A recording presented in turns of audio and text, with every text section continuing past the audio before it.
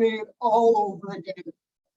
Welcome to Pixonality's webinar with PBC, our partners in Australia that manufacture the Hogan 360. It's all about managing self-awareness, the key to high-performing and engaged teams. I'm your host, Nijjar, and I've got Kate Modric here with myself. So a lot of registrants on this webinar may know me. I'm somewhat of the face to Pixonality and humans for a lot of our teams. I'm a director of sales here. I'm dedicated to your client, to your success. We want to make sure that we're giving you the tools to be able to be successful in whichever venture you're choosing. And I've got here with me Kate from PBC. And Kate, I'm going to go ahead and let you introduce yourself because I don't even think I could do justice to all of those credentials behind your name. That's very kind of you, Jag. And thank you so much for having me here. I'm so sorry in advance for anyone who is expecting an exciting Australian accent. I am from North America originally, but still working with the Australian. Hey, Kate, just before you get started, if you can bring that mic a little bit closer, that'd be great. Thank you. Testing. How's that? Great. I'm really, really excited to be here speaking with you guys today because this is a topic that I'm particularly passionate about. And representing an organization, Peterberry Consultancy, that's a great example of an independent business with a global impact. So PBC is Australian owned, and through their 30 years, they've basically developed the Hogan 360 as a tool to be used for coaching, along with a few other globally recognized instruments that I think in terms of the benchmarking and data sit behind them are really bringing some exciting insights into the field that we share in terms of this leadership development space. So my goal for today is to, one, give you some really compelling data and insight and stories for you to be able to, if nothing else, impress people in your next meeting after this one. But number two is hopefully do it in a way that's interesting, if not entertaining. But, that's why I'm here. But one thing when Jag and I were planning this webinar is we really wanted to make it about you guys.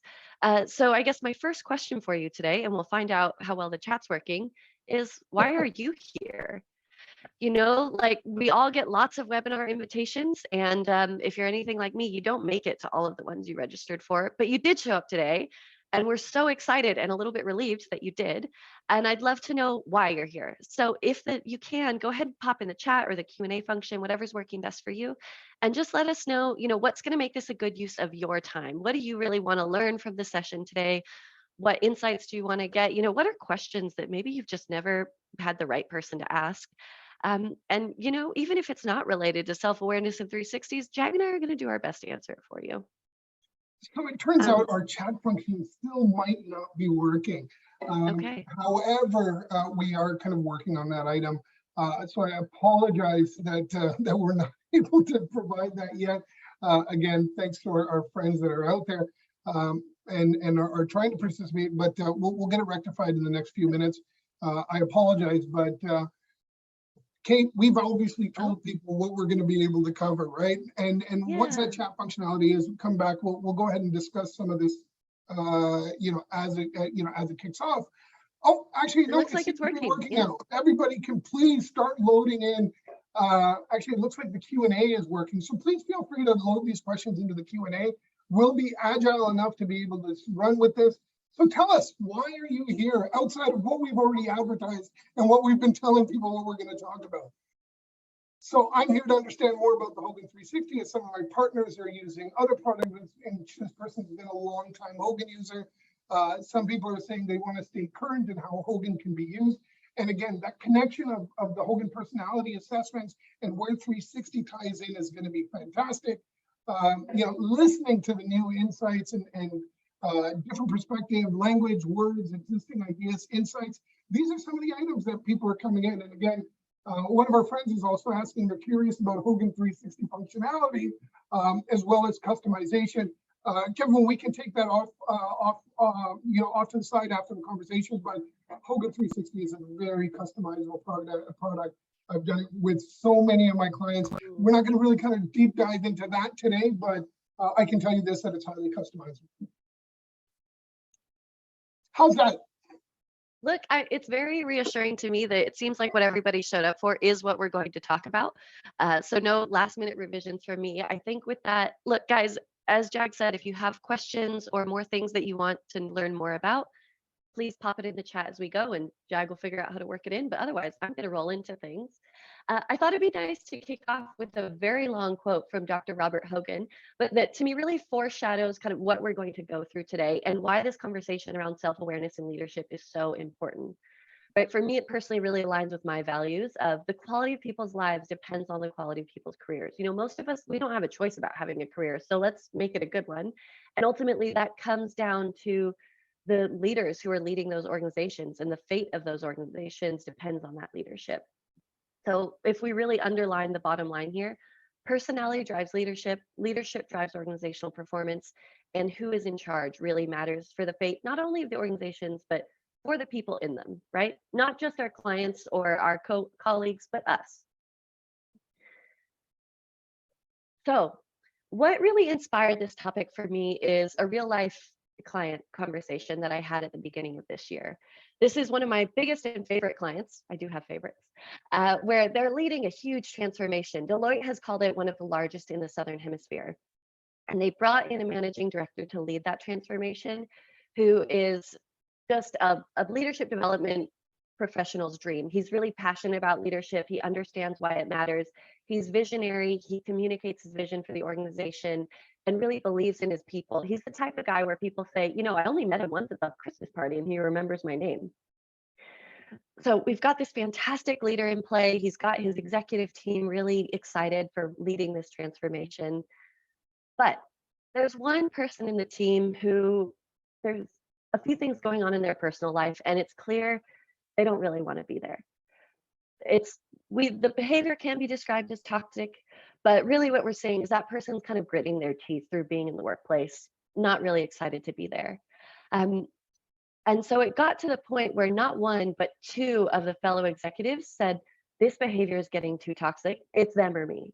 This person is they're showing up late, they're unreliable, they're emotional in meetings, they say hurtful things. So the managing director, passionate, caring leader says, let's do this the fair way. We're going to invest in the team's development and actually have the team do a 360. So surprise, surprise, that person scores a 4.5 out of 7, which, if we didn't have any further context, you'd go, look, that's more than 50%. Sounds like passing to me. But we know from our benchmarking that puts them in the bottom 10 percentile.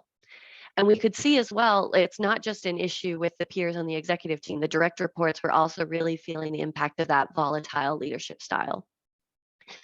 Now, that person, so this executive, was actually not the only person who received some harsh feedback out of that exercise.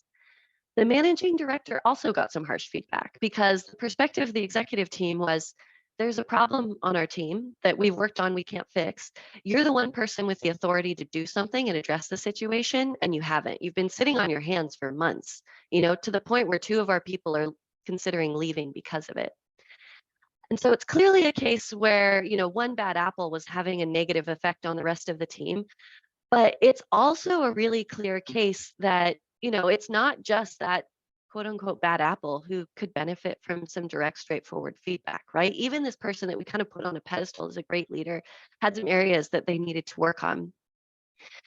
And so I think an important underlying concept in that at the end of the day, we can all benefit from this self-awareness, but at the same time, people who are not either fitting well in the team, not performing appropriately, if we don't address that situation, can have a far more damaging effect on the team. And apparently this phenomena of, a bad apple spoiling the whole bunch is actually true in terms of apples as well. But as we go into it, let's talk a little bit first about disengagement. So let's start with the first question for you guys. And this is, Jade, if you could pull your poll up. This is purely for, I guess, mine and Jag's research in terms of understanding a bit around, how does the audience compare with the research? Either if you know or you can guess, what percentage of your employees do you think are actively disengaged? I get to watch the numbers kind of move right across this piece as people are voting, and it's really interesting, and to find that individual organizations are thinking that this many people are disengaged it's crazy. I've got a follow-up question to ask you right after the poll, so if you can give me a second after, that'd be great. Okay. Yeah, go for it whenever you want to do it, Jag. Before I'll give them the answer. So we'll kind of go ahead and we'll go ahead and end the poll. right now, and we'll go ahead and share some of those results. And Kate, if I can get you to push your mic closer to your face, that'd be great as well. Yep. But I'll let you discuss the results. Well, I'd say what we're seeing from the panelists is, or sorry, from everybody participating, is pretty much bang on track with what we see globally in terms of the research. So Aon, Gallup, they all kind of agree it's around 35%, which when I look at the split between the 0 to 25 and 26 to 50, I'd say we're right in the middle of that.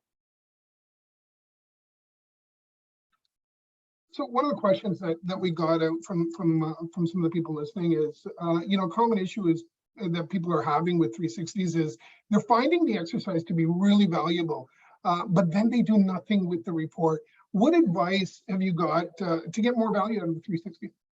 Yeah, it's a really common issue I hear, and there's a lot that we can do in terms of, I'd say beginning with the end in mind is the big picture.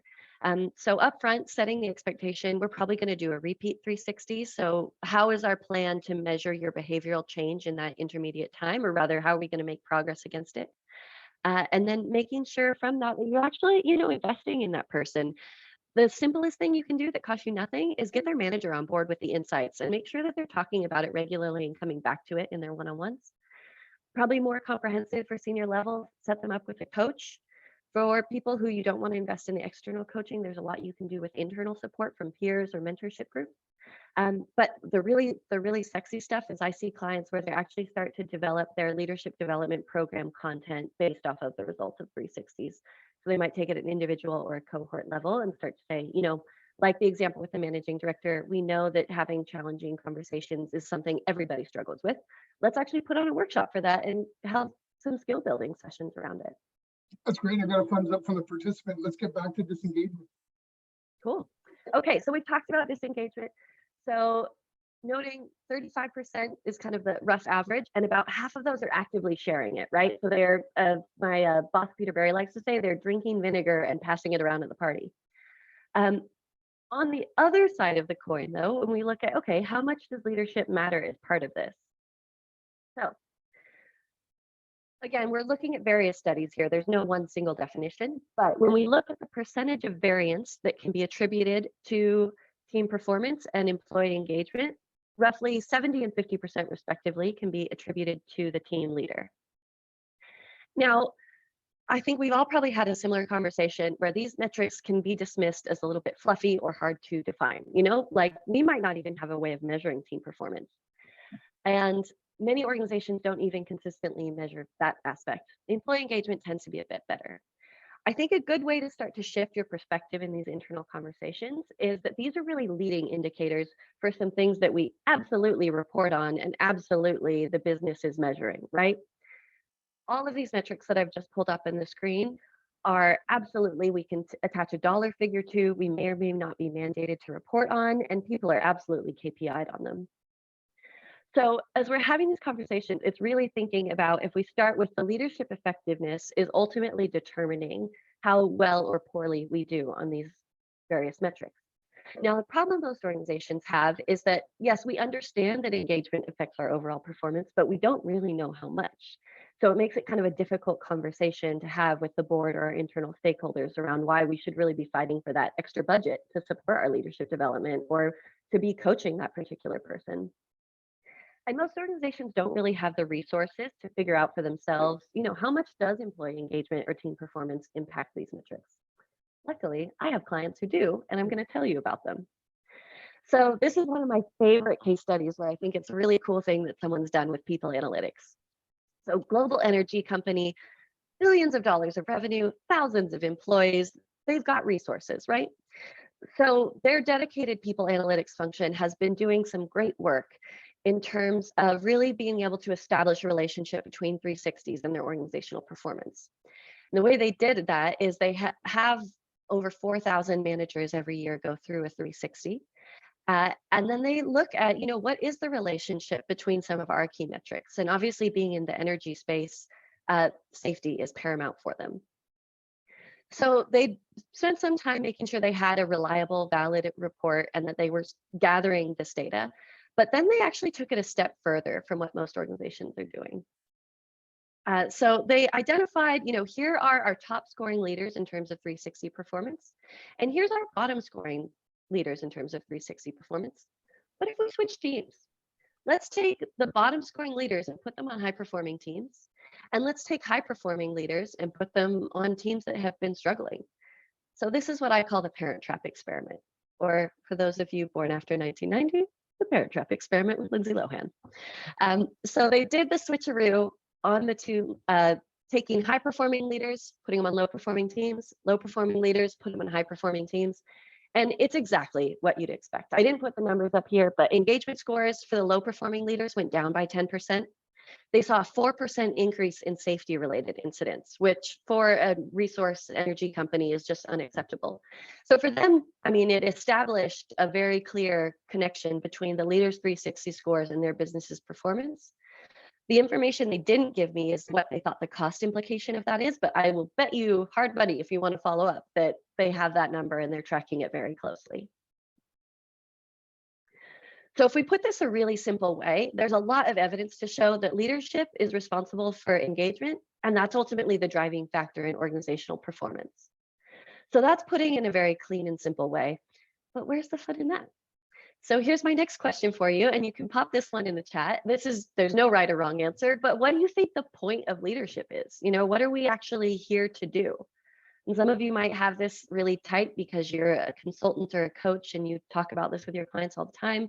Others might never really have put together a good answer, but if you feel up for it, be brave, give an answer in the chat.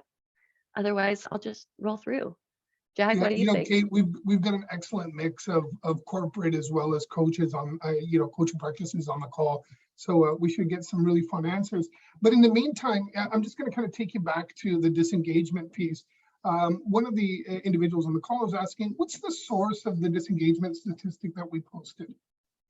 So for that source, so that one is not one single statistic. So basically, that's an average. My main two sources are Ann Hewitt and Gallup. I will say that Gallup's latest 2022 research found that number was significantly higher. So it's really an average because there isn't one clear answer. But if you're interested in the research, I'm happy to send you kind of the numbers we look at. That's great. And we've got some answers coming in for what's the point of leadership. And, I'm seeing some really cool items. We're seeing, set intention, clarify, appreciate, influence. Some people are saying it's really complex, getting results from people, to help leaders manage their team, to maximize potential, to remove roadblocks, positive cohesion, and to bring the best out in others. Yeah, I'm looking at them in the chat, and there's a really great diversity of answers. And I think there's no right or wrong answer, right? It is kind of in the eye of the beholder. But personally, the definition that I really like that I'm going to go with, because it's what's in my presentation, is what Dr. Robert Hogan himself says, which is the goal of leadership is to build a team.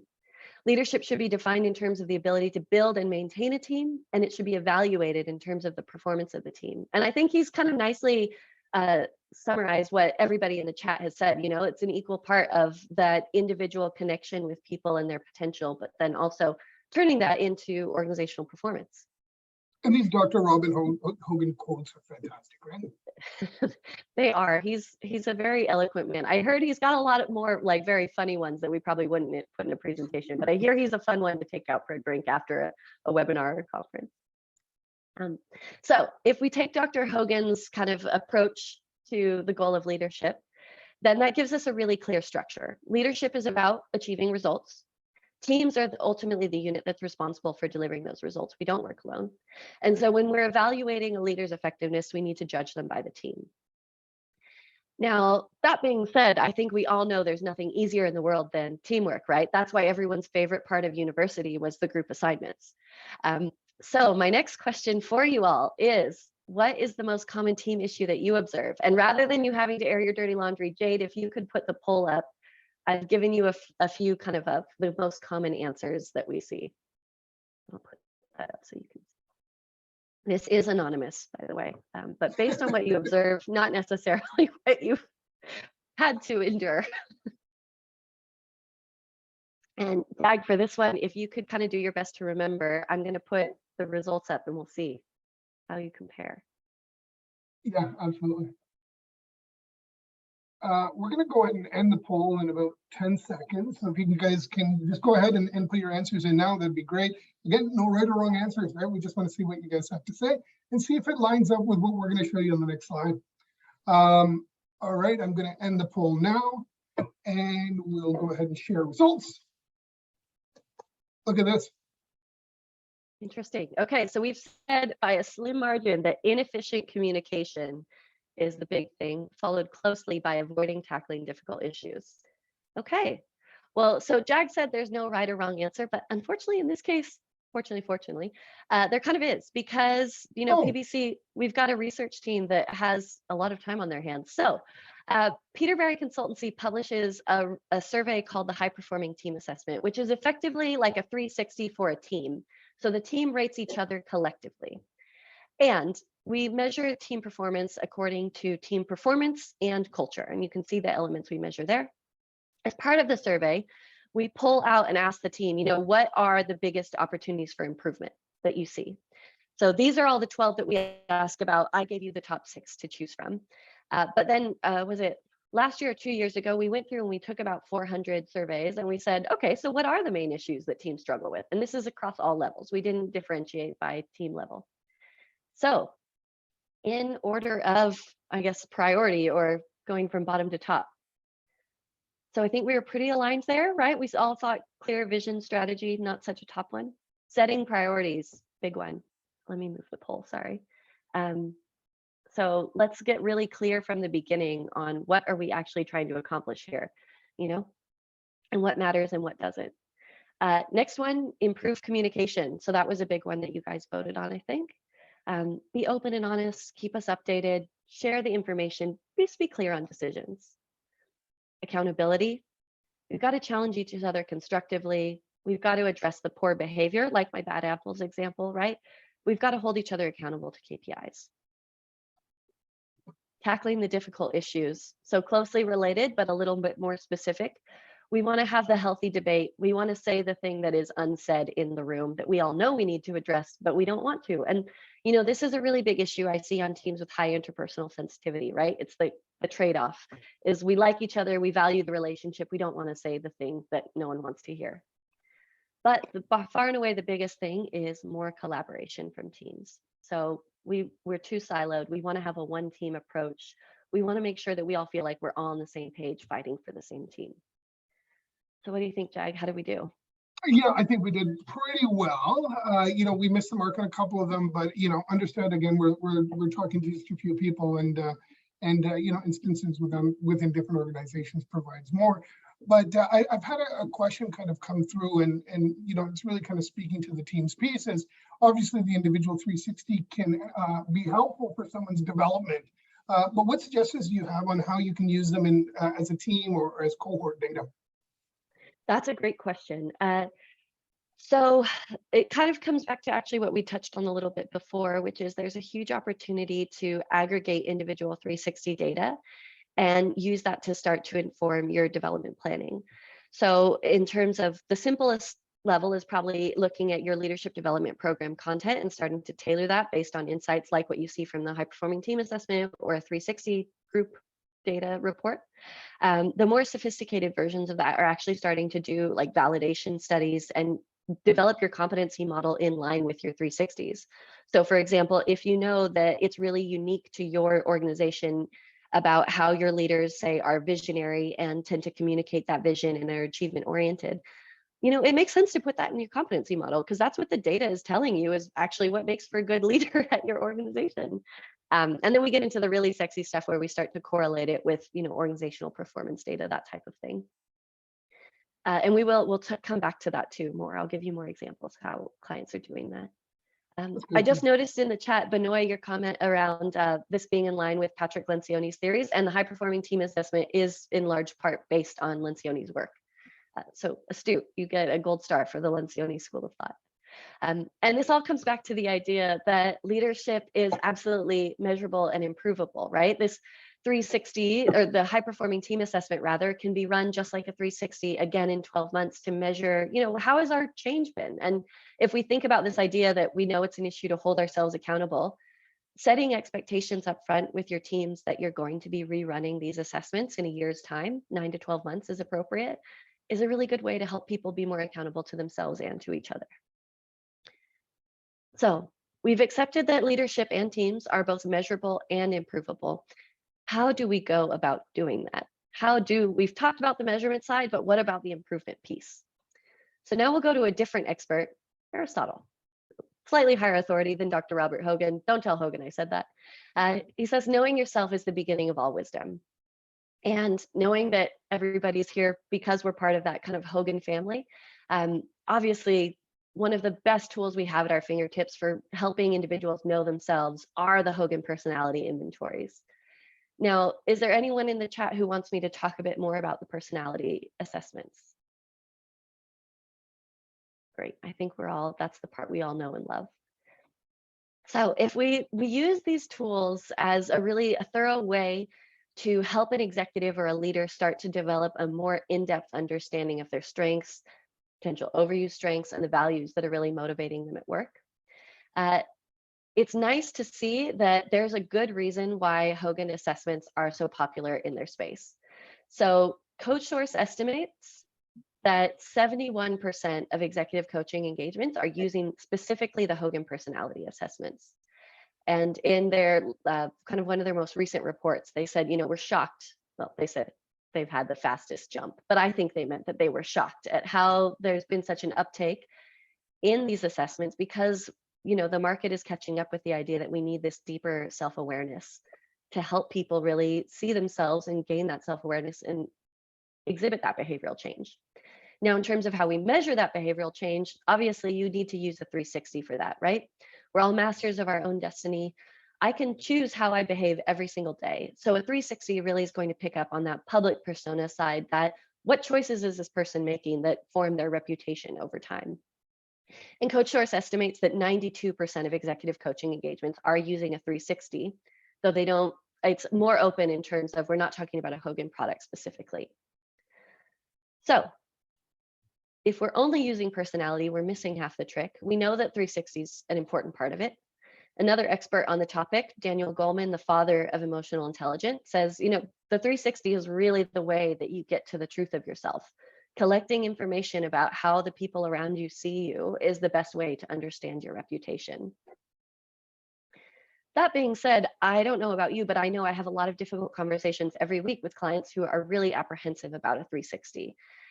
It doesn't matter if it's a team internally, a client, 360s can be a little bit contentious. So my next question for you, and this one you go ahead and pop it in the chat, how would you describe your previous 360 experience? And ideally, I'd like you to put on the hat of the participant, right? Like if you've had to do a 360 yourself, what's a word that comes to mind when you think of it? Was it insightful, pain in the butt, somewhere in between, political? I find I have clients with all gamut of the spectrum. I have some clients where they run leadership programs and they say, the 360 was the best part of it. It was really helpful. And I have some who say, I've been through a 360 before and it was the worst. I spent so long on it. We went over it and then I never looked at it again.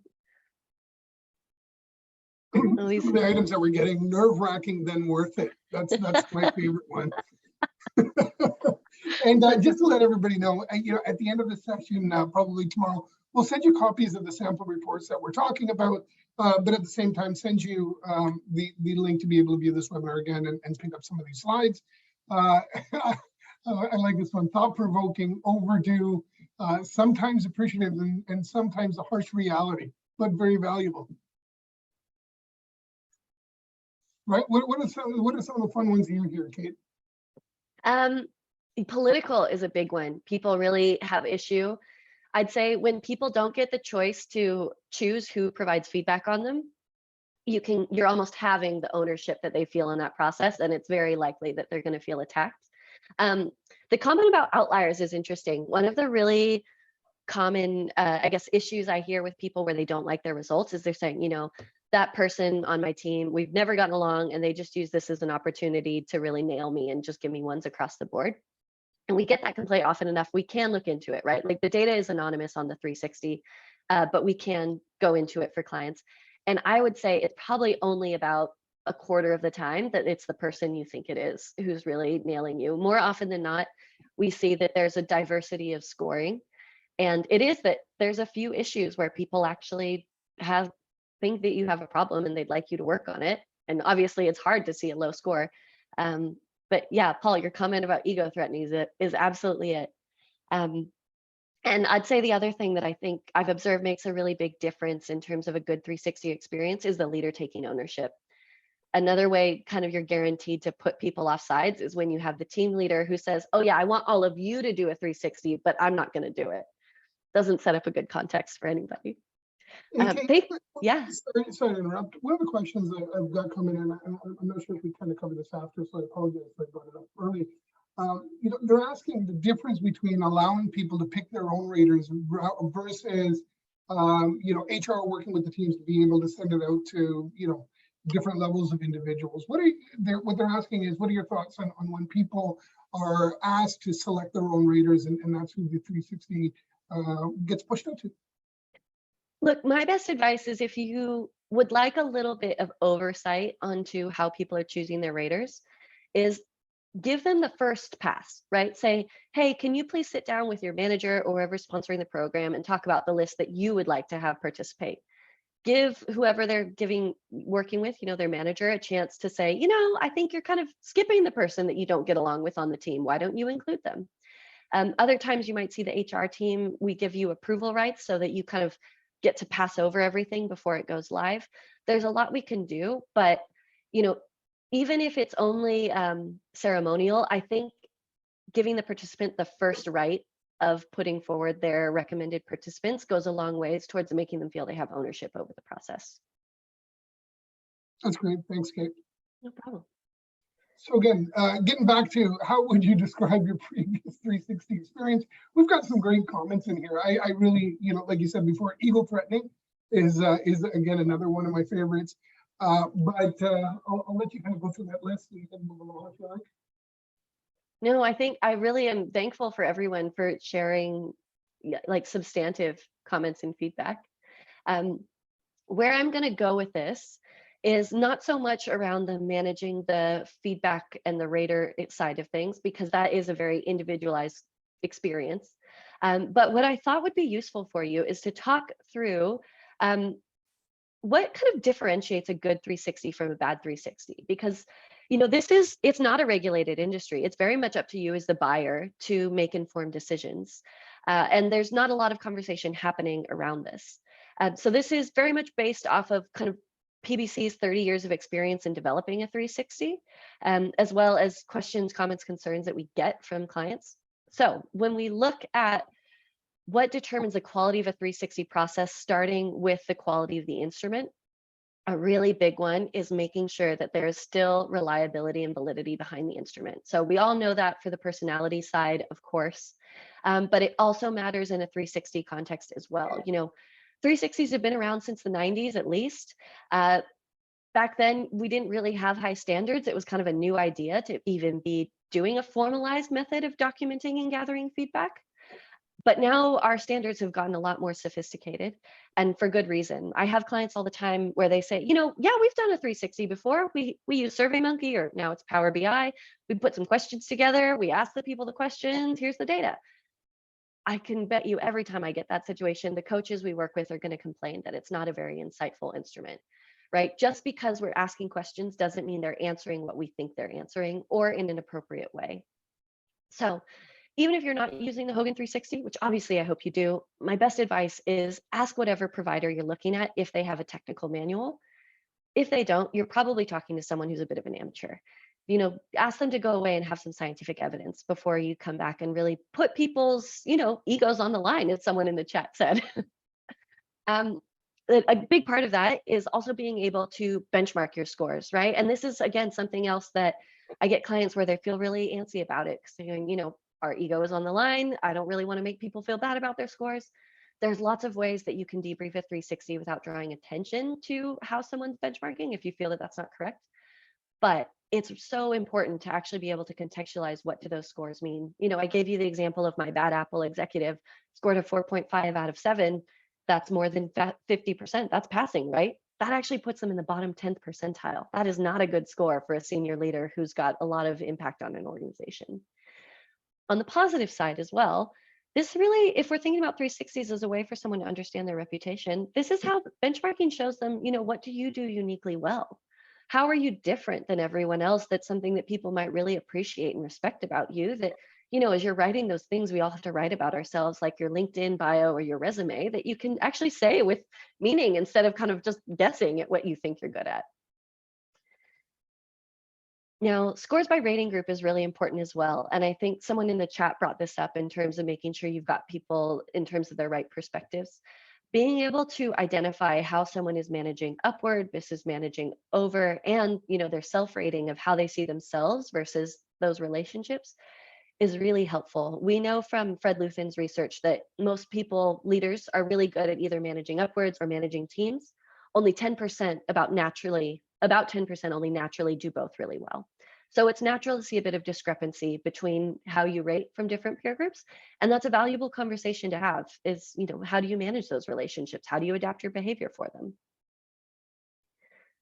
Validity coefficiency, slightly different than the first point we talked about. Now we're looking at the relationship with personality assessments.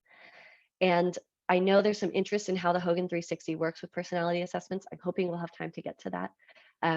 But the nice thing is for the Hogan 360, we do have correlations between that and a personality assessment, which makes it very useful for a coach in terms of being able to make some predictions or guesses about performance.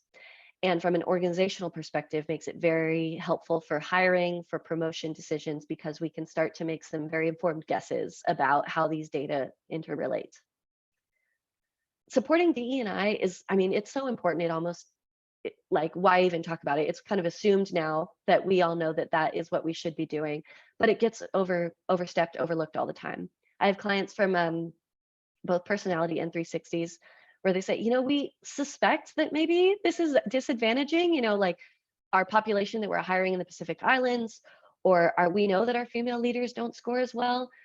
Those are serious things we want to look into, especially if you're using these for promotion decisions, which you absolutely should be if it's a good instrument, right?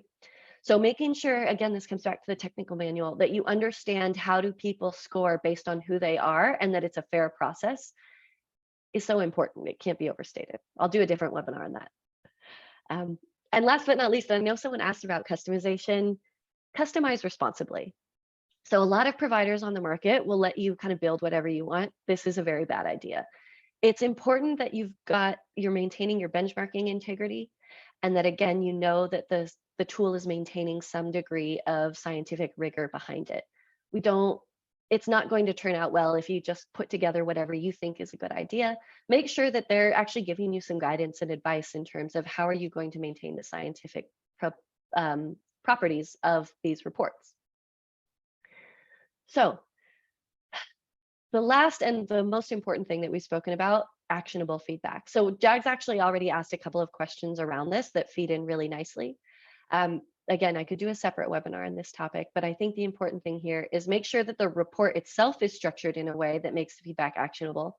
I've seen some reports on the market where they're like 70 pages long and they don't give an overall score. Like, I like this stuff, but I would have a hard time following that.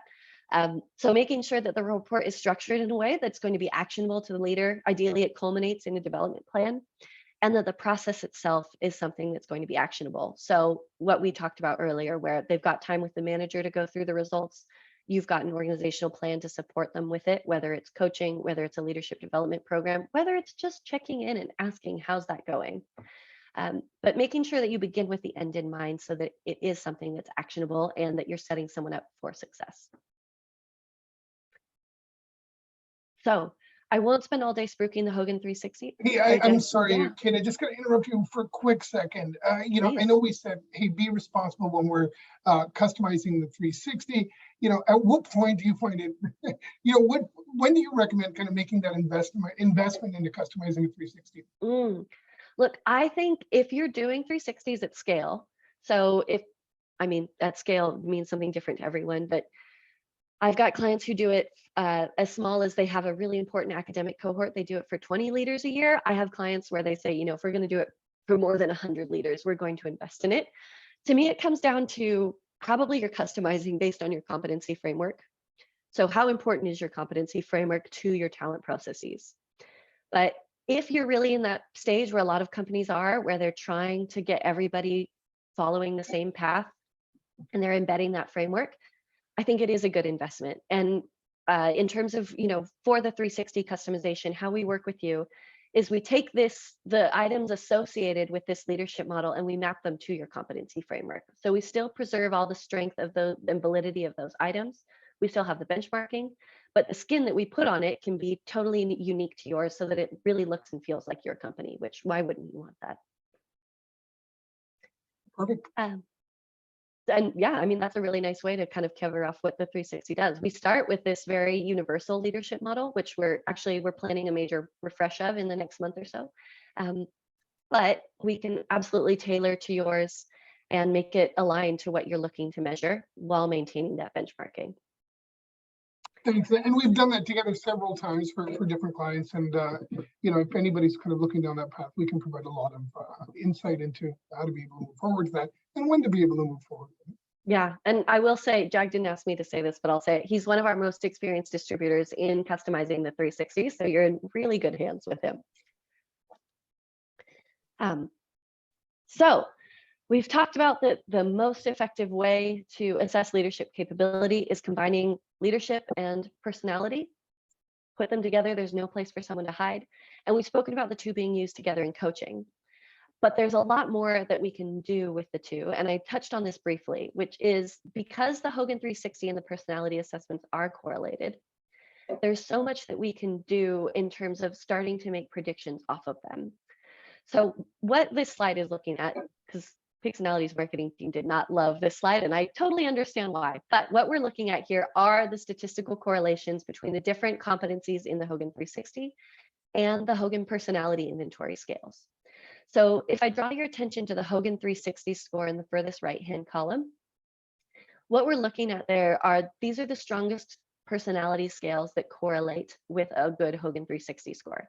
So if you take a really fun fact away from today, mine for you would be, if we look at these correlations, interpersonal sensitivity has the highest correlation with strong 360 scores, followed closely by adjustment.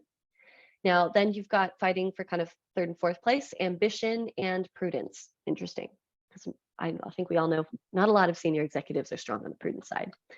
So if we're looking at, you know, if I'm selecting a leader onto my team, even if I don't know that person so well, I can make a really informed guess that if that person has strong scales for those 4 scales, they're going to do well on the job, or they're more likely to score highly on their 360. And we've already established that we know the 360 is correlated with all these other fun things that we're aiming for in terms of engagement, organizational performance.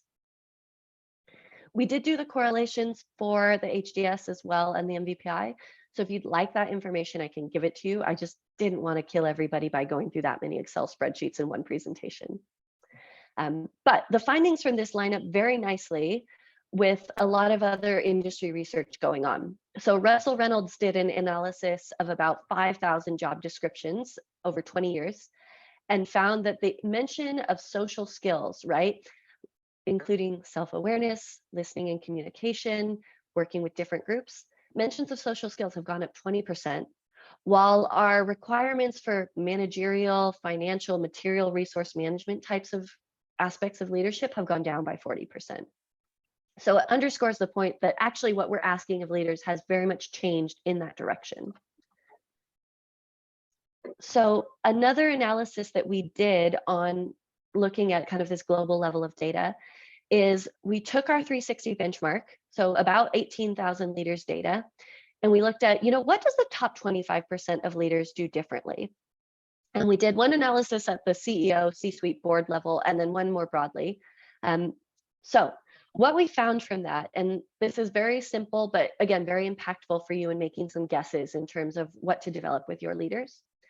So top performing leaders, according to their 360 scores, have these things in common. And they're very aligned with actually what someone said in the chat earlier in terms of being visionary and strategic. So achievement focused, strategic, inspiring to others, bringing them along that journey, and emotional intelligence. Daniel Goleman's happy that he made it in there. So you could think of this as kind of a meta competency model to use of, we know that leaders do this well. And as you're thinking about how efficient your own competency model is, thinking about, okay, do we do these things well? Is that covered off in our competency model? Now, on the corresponding side, we also looked at what are the top opportunities to improve. So for your top 100 leaders, they do too much, they just try too hard. They need to delegate more. They need to challenge poor performance. Maybe that comes from the high interpersonal sensitivity, perhaps, and be more assertive. Now, on the other hand, for the bottom scoring 100 leaders, it actually, again, harkens very much back to the bad apple example. Work on your people skills. Communicate a little bit better about what you actually need. Be more effective in your relationship building. Motivate others, improve the morale. So it's pretty clear the ones who are doing well, potentially they're taking on too much because they care about the people around them too much. Whereas the leaders who are struggling, it's because they don't have that interpersonal relationship side going well for them in the workplace.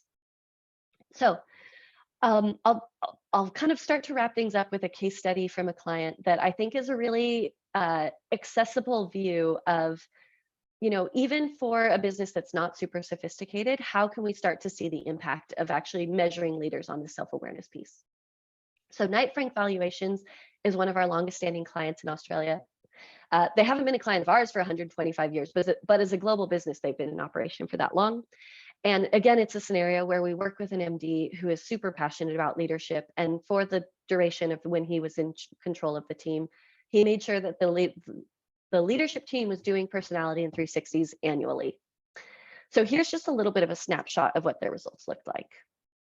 So here's looking at their team assessment scores. So you can see in 2014, it was a little lower and it's gradually stuck up, which, look, it's hard to make improvement. So we're pleased with that. I'm not sure why the Australian average went down in that time. We'll unpack that at a later time. But when we look at how the team scores correlated with some other business metrics, even though they didn't do a full correlation analysis, we can see that the data is trending the same way, right? Customer satisfaction's gone way up. How they've ranked with competitors, very strong. And last and not least, this organization doesn't publish their financial results, but what they shared is they're audited every year. And this was the quote from the organization that did their audit saying, this company is consistently within the top 1% of businesses we analyze. That is high praise. So, even if you don't have a people analytics team, like the first client example I showed you, there's a lot you can do to start to paint this picture for why investing in leadership self-awareness goes a long way. And here's my simplest view for you in terms of kind of the building blocks for what you can do. At the simplest level, I'd say do a repeat 360. If you're going to do the first one, you might as well do the second one, and then you can show side-by-side scores of how there's been changes, Hopefully, you've got enough engagement data where you'd actually be able to start to look at, do high-scoring 360 leaders also have highly engaged teams? I hope so. It's important that you can isolate that to the team level. And then ultimately, if you can get to the point where you're starting to look at performance data, that's very exciting. Obviously, that can take a little bit more getting organized, but it is achievable. My, question for you is, what questions do you need to ask? Or put another way, and this is almost my last question for you of the day. And this one, you don't need to put in the chat unless you want to. It's a self-reflective question. What's one project where you could trial measuring return on investment from a 360 exercise? And I say 360 because that's where the data comes from, right? That's measurable, improvable. You'll see change over time. But if you take something away from this webinar, looking at, how do I prove my clients' return on investment from using me as a coach? Or how do I show the CEO that this leadership development program has tangible results?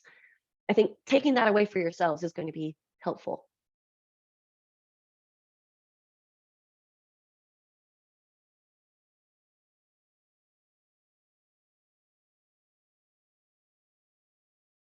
Jag, I see you talking, but I don't hear anything. That's so strange. Oh, I'm so sorry. Oh. It's that, it's been 2 years since this pandemic, or 3 years, and all of us still haven't learned how to get off of mute so quick. But this is a great question, right? how do you kind of add ROI to the projects to be able to kind of push it forward? We know that the finance teams and everybody always wants to be able to look at this. So I'm looking forward to what you have to say, and I know we've discussed this at length. It's always a really interesting piece, right? And I'm sure Jag will be very well armed to help you once you come up with your ideas off the back of this. And if he needs it, I'll be here too. But yeah, I do hope that you guys start to do this, because I really see the future of the HR function more broadly is using data in a much more sophisticated way than we have in the past. So in terms of, I guess, speaking of the future, where things are heading, in terms of what we see in the industry, I think the 360 market and the importance of it is only going to continue to grow, be more and more common in coaching and leadership programs. Measuring return on investment and looking at leadership effectiveness is only going to continue to grow. And the bottom line there being is that leadership can be learned, it can be improved upon, but you need a 360 to be able to do that. So as my boss, Peter Barry, likes to say, the Hogan 360 reveals someone's real self, which can help them build the ideal self. So with that in mind, I have one last question for you. And this is an open chat one as well. Did you get what you came for? So you all set out kind of, here's what I wanted to learn at the beginning. I think we've talked about most of it, but that was Jag's job to keep track of it. So if we haven't addressed your question so far, now's the time to talk about it. But otherwise, I hope you did get what you came for, and I thank you so much for your time. Hey, Kate, there's a couple of questions. One is there a specific certification required for this tool? Yes, so for the high performing team assessment, that one has an online certification. It's an online webinar. There's no cost to do it. It's on our Peter Barry website, but if you Google high performing team assessment, you'll find it. And the Hogan 360 also has a qualification and exact same structure. You can do it online anytime, no cost. Great. And the person that asked this question, I know her very well, and she loves hearing about correlations and loves that math side of it. But her question is about the 360 and HPI correlations. High IS is correlated with high scores for all 360 factors. Is that a halo effect, kind of nice leaders equals everybody likes them, rates them high on everything? She's curious because her experience says that some high IS leaders could be very supportive, but no direction, no accountability, no strategy. Yeah. That is such a good question. I love that. Let me flip back to the 360 model, because you're right. There is a potential for the halo effect in some aspects. Wow, look at all my animations. Oh, those transitions are great. Yeah. Okay, so yes, we do. Obviously, the halo effect can happen, but this again comes back to how the questions are designed. So when it comes to rating someone on the relationship management aspects, you betcha, right? I'm going to think they're great at communication, people skills, team player, no problem. But when it comes to the trickier questions like working on the business, accountability, strategy, it's important to have items that are designed so that we're asking, really, how well is this person exhibiting this behavior? So does this person challenge constructively? That, even if I like you, it's not hard to separate out and say, yeah, I think you're great, but I can't give you a full 7 for that. Like, the other thing we do as well that's really helpful is, in addition to the 50 benchmarked items that are mapped against this competency section, we also have a second section of the report for top strengths and opportunities. And everybody rates what is this person's top strengths, what are this person's top opportunities. So, even for someone who I haven't heard of, who scored a perfect 7 on all of this, they'd still have opportunities to improve. And that's where the perspective of the raters is going to come out in terms of, are they doing those things well in terms of the accountability, the challenging poor performance, etc. That's perfect. Thanks. No problem. So where are we at? We're at our final slide with 2 minutes to go. We made it just under the mark. Yeah, we're all done. I could flip back, but I don't think anybody needs to go through all the animations again. They'll get motion sickness. No, absolutely. If there's any other questions, comments, items that we'd like to kind of share, please feel free to express them in the chat. We're still here for a few minutes. Even when this ends, we'll still stick around for a couple minutes to be able to answer some questions. At the end of the session, or probably most likely tomorrow, you'll see a link to be able to view this webinar, take a look at the slides. We'll make sure that we get you some of those sample reports that we spoke about. And I didn't think of this, and I appreciate the person that put this in the chat, but we'll also provide links to be able to get certified in those specific areas that we spoke about as well, so you can be able to take that and extend your learning further than that. Any questions? Pixonality is always here and available for you. Our great partners at PBC. Thank you very much, Kate. I really appreciate you coming on and speaking to this. I'm Jag Nijjar. I'm here available to answer any of your questions and be able to connect you with all of the experts that we have at Pixonality. Again, we're going to stick around for a couple more minutes if you need us. But we thank you very, very much for being able to attend. And look forward to continue to work with some of you. And we saw some new people on here that we haven't met yet, and I'm looking forward to meeting you as well.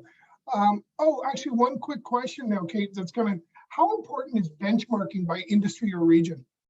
Oh, I think not that important. It's all about what's relevant to you, So if you're really comparing yourself, if you've got a goal of saying, we want to be a top employer in our industry, then yeah, you probably do need to compare to your industry. But for the point of the exercise in terms of getting self-awareness, I don't think we differentiate enough. We differentiate too much. It's kind of, I think about in customer service, we say your customers don't care what industry you're in. They compare you to Amazon or Apple. I think it's the same for leadership. So it's what's relevant for you, but don't get too hung up on it. That being said, we can do that. And a lot of people know this, but for the Hogan 360, we do it for free. So you can customize your benchmark as you choose.